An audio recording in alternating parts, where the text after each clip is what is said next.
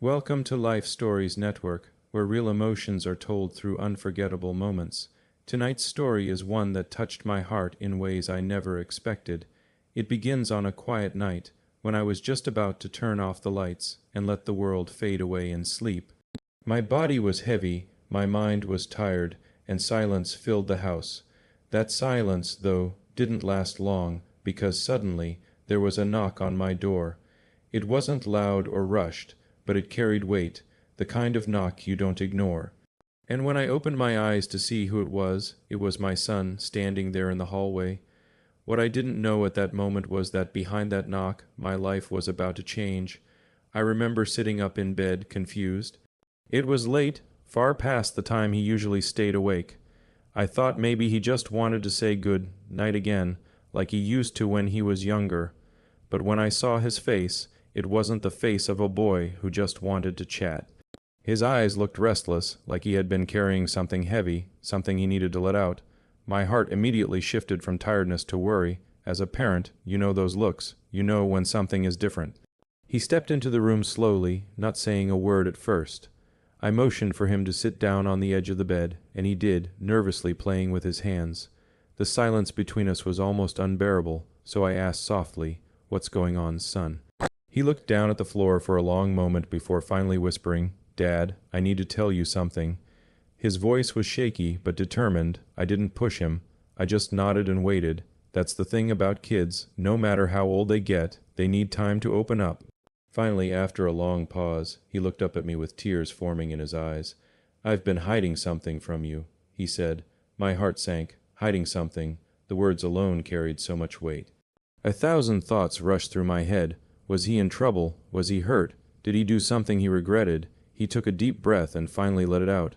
"I didn't know how to tell you before, but I can't keep it inside anymore. Tonight, I need to be honest." His words shook me, but I kept my voice calm. "It's okay. Whatever it is, we'll face it together." I assured him. That's what a parent does, even when the fear inside is louder than the words coming out. Then came the moment that changed everything. He looked me straight in the eye and said, "Dad, I've been feeling lost. I don't know who I am anymore." That confession hit me harder than anything I expected. It wasn't about grades. It wasn't about school trouble. It wasn't even about friends. It was deeper, rawer. It was about his identity, his place in the world. I felt my chest tighten, but I didn't let him see my shock. Instead, I leaned closer and asked, "What do you mean, lost?" His lips trembled as he tried to explain. "I've been pretending to be okay, pretending to be the person everyone thinks I am, but the truth is, I feel empty inside. I've been carrying this alone, and it's been tearing me apart." His words broke me. To think my son had been walking through life with this weight, without me knowing, hurt more than I can explain. I reached out and put my hand on his shoulder. "You don't have to carry it alone anymore," I told him. He nodded, tears finally spilling down his cheeks. "I was so scared you'd be disappointed." He whispered. That sentence pierced my heart. Disappointed. How could I ever be disappointed in him for telling me the truth? I shook my head and said firmly, "Son, I could never be disappointed in you for being honest. The only thing that hurts me is knowing you felt like you had to hide from me." He broke down then, sobbing like he hadn't in years. I wrapped my arms around him, holding him tightly. In that moment, nothing else mattered. Not the late hour, not my tiredness, not even the shock of his confession.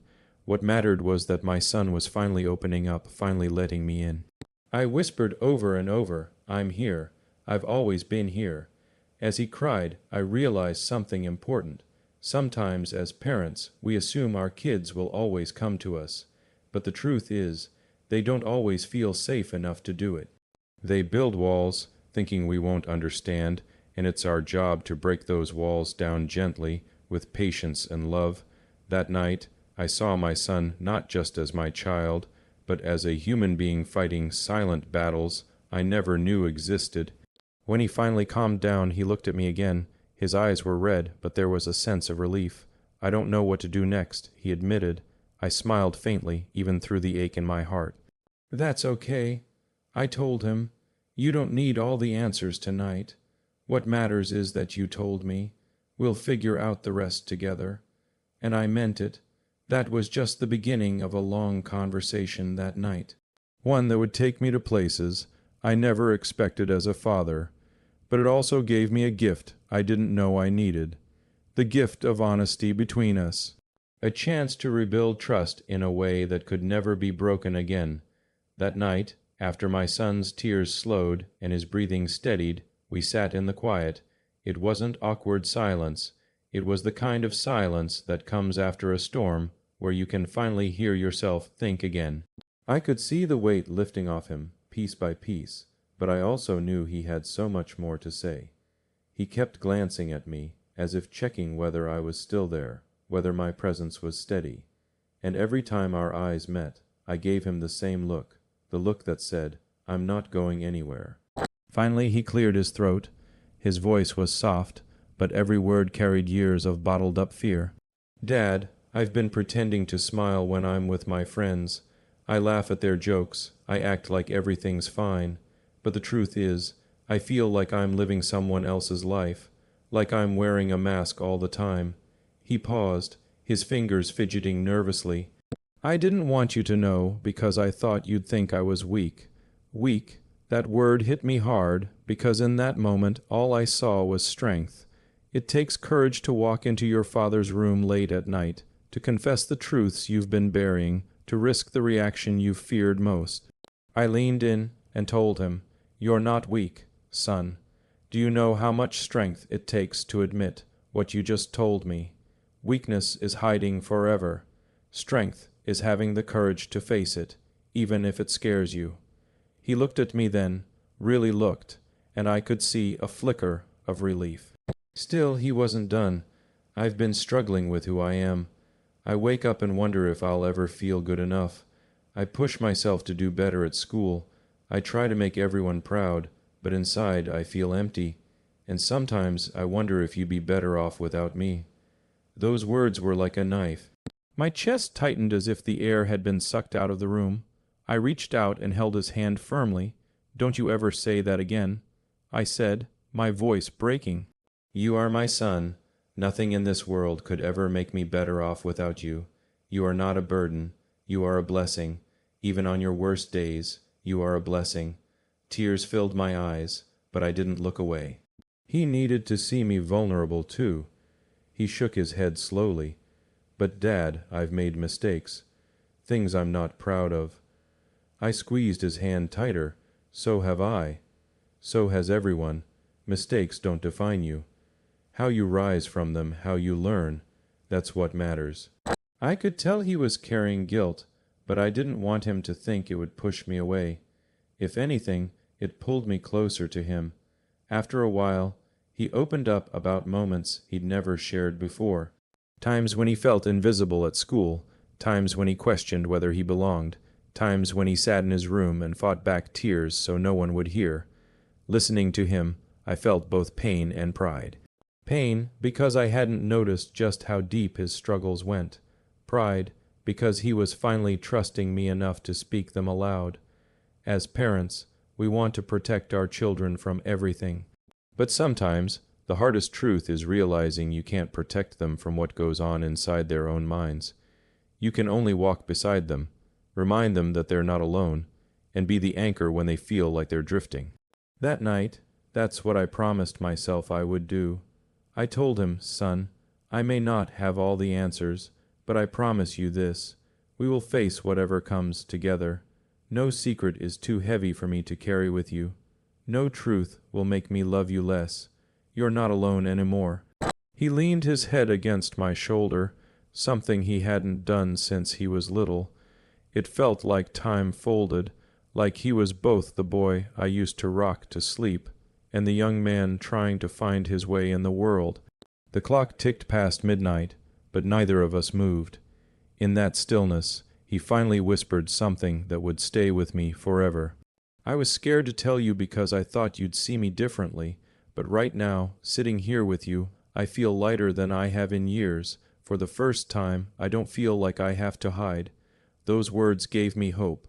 They reminded me that the bond between a parent and a child isn't built on perfection. It's built on honesty, forgiveness, and the courage to show up for each other when it matters most. I kissed the top of his head and said, "You never have to hide from me again. Not now, not ever." We talked until the early hours of the morning. Some of it was heavy, some of it was light. At one point, he even laughed through his tears, and that sound was music to my ears. It was proof that even in the middle of pain, there can be moments of joy. And it was a reminder to me that my role as a father isn't to fix everything, but to listen, to guide, and to love unconditionally. Before he finally stood up to leave, I stopped him. "One more thing," I said. He turned, curious. "I want you to promise me something. Promise me that whenever you feel like hiding again, whenever you feel lost or scared, you'll come to me. Don't carry it alone. Share it with me."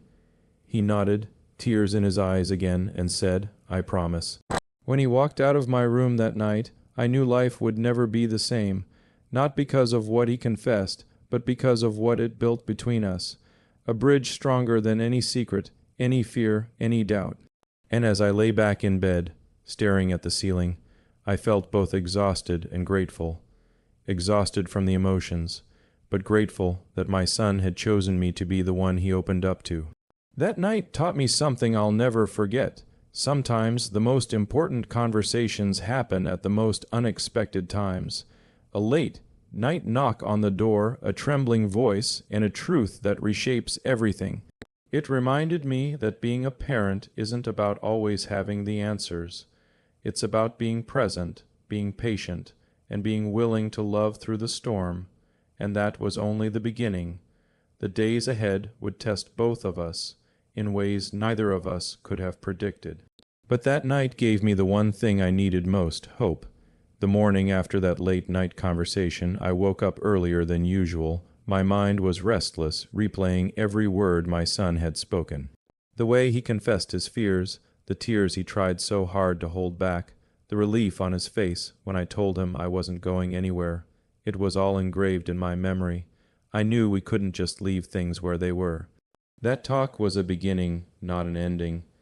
I went downstairs and found him at the kitchen table, staring at a cup of coffee he hadn't even touched. He looked tired, like the weight of the world had sat on his shoulders for too long. When he saw me, he tried to smile, but it was faint. I sat down across from him and said, "I've been thinking about what you told me, and I want you to know last night wasn't just words. I meant every single thing. We'll work through this together." He nodded quietly, and for a moment it looked like he might break down again. But instead, he whispered, "Thanks, Dad. I thought I'd feel regret after telling you everything, but I don't. I feel lighter." Hearing him say that was worth everything. I decided then and there that our family needed to create space for more of these conversations. Too often, we get lost in routines, work, school, responsibilities, and we forget that what really matters are the moments when we sit down and listen. I told him, from now on, let's check in with each other more, not just about homework or chores, but about how we're really doing inside. He agreed, and I could see a spark of hope returning in his eyes. Over the next few days, something shifted between us. He started opening up more, little by little. At first, it was small things, how his day went, what was bothering him about school. But slowly, he began to reveal deeper truths. He admitted the pressure he felt to be perfect, the fear of disappointing me, the doubts that kept him awake at night. Each time he shared, I made sure to listen, not lecture. That was hard at times, because every parent wants to jump in and fix things. But I reminded myself that listening is sometimes the greatest act of love. One evening, as we sat together in the living room, he asked me a question I wasn't expecting. "Dad, when you were my age, did you ever feel lost?" I paused, thinking about it. The truth was, yes, I had my own battles, my own moments of doubt, though I'd never spoken of them much. I told him honestly, yes, I did. I didn't always know where I was going or who I wanted to be. I made mistakes, I felt pressure too, but what helped me was learning that those feelings don't last forever. They pass, and you grow stronger because of them. His eyes widened slightly, like he hadn't expected me to admit that. I realized in that moment how important it was for him to know that I wasn't perfect either. That vulnerability doesn't weaken you, it connects you. So I told him stories from my younger years, the challenges I faced, the failures I thought I'd never overcome. He listened intently, and when I finished, he said, "I never knew that about you." I smiled and said, "That's because I didn't want you to carry my struggles, but maybe I should have shared earlier. maybe then you would have seen that you're not alone. As days turned into weeks, our bond grew stronger. There were still moments when he felt low, when doubt crept back in, but he no longer faced it in silence. He would knock on my door, just like he did that first night, and we'd talk. Sometimes for 10 minutes, sometimes for hours. Each conversation built another layer of trust, another piece of healing. One night, he came into my room again, this time with a small smile. "Dad, I've been thinking. Maybe I should start writing down my thoughts, just to let them out." I encouraged him wholeheartedly. Journaling, I knew, could be a powerful way to release what you can't always say out loud. A week later, he showed me his notebook, page after page of honest words, raw feelings, and even some hopes for the future. I was proud of him, not just for writing, but for choosing healthier ways to cope. Then came the moment that truly showed me how far he'd come. We were sitting in the backyard one evening, the sky painted in shades of orange and pink. Out of nowhere, he said, "Dad, I'm glad I knocked on your door that night. If I hadn't, I don't know where I'd be right now." My throat tightened, and I had to fight back tears. I put my arm around him and said, "I'm glad you did too. That knock saved us both in ways we didn't even know we needed." Looking back, that night became a turning point in our lives. It wasn't just a confession, it was a bridge. It taught me that as parents, we can't wait for the perfect moment to connect with our children. Sometimes the perfect moment comes disguised as a knock on the door when you least expect it. And when it does, you have to be ready, not with answers, but with open arms and an open heart. My son still has challenges, and so do I. Life doesn't magically get easier after one conversation. But what changed was the way we face those challenges, together, with honesty, patience, and love. That's the foundation we're building now, and it's stronger than anything we had before. If there's one lesson I want others to take from this story, it's this: don't underestimate the power of being present. Sometimes all your child needs is to know you're there, that you won't judge them, that your love doesn't waver. That one moment of courage, whether it's a knock on the door or a whispered confession, can change everything. As I finish telling you this story, I can still hear that late night knock in my head. At first, it startled me, but now I see it as the sound of hope. The sound of a son choosing connection over silence. The sound of a bond being rebuilt. And if you've ever wondered whether your child might be hiding something, let this be a reminder. Sometimes all it takes is for you to say, "I'm here and I'm listening." That night, when my son walked into my room, I thought he was just there to say good night, but instead he gave me something far greater. He gave me the chance to be the father he truly needed, and for that I'll always be grateful.